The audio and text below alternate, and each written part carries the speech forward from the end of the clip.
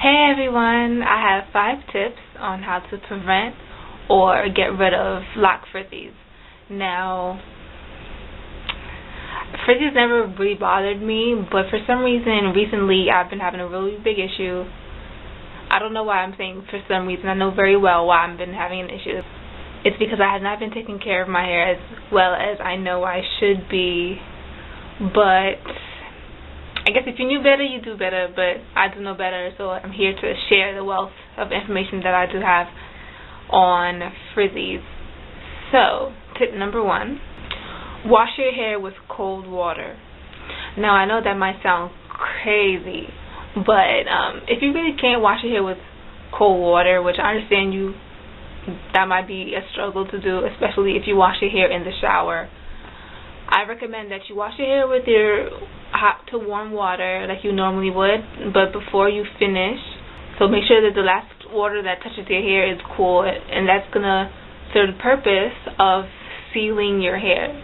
Just like the heat opens up your pores on your face, which makes you more vulnerable to getting pimples, the heat opens up the pores of your hair all up into the shafts of your hair, and that helps promote hair frizziness. Tip number 2, dry your hair with a cotton t-shirt. The fibers of a normal towel will help to take your hair out of the lock and give you a frizzy hair result.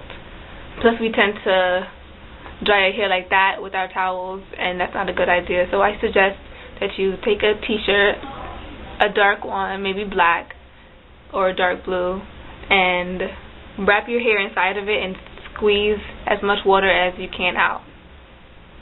Tip number 3, allow your hair to air dry. Artificial heat is terrible for your hair, especially if it's used repetitively.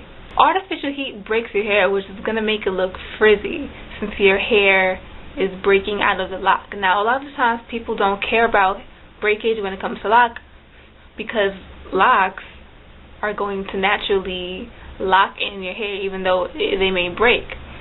But, well, for one, if you plan on combing out your hair one day, then it needs to be concerned how much your hair is breaking. But 2, if you're not trying to comb out your hair, you should still care about your individual strands of hairs breaking because it will result in a frizzy look. Tip number 4. Now, this is especially relevant for people with immature locks. Now, you want to retwist your entire lock. Since your hair is not fully locked yet, it's understandable why you'll experience frizzies on your entire hair, not just on your root. So once you retwist your hair, your root, just like you normally would, retwist the rest of your lock all over so that it will help maintain frizzies and it will help train your hair into a tighter lock look.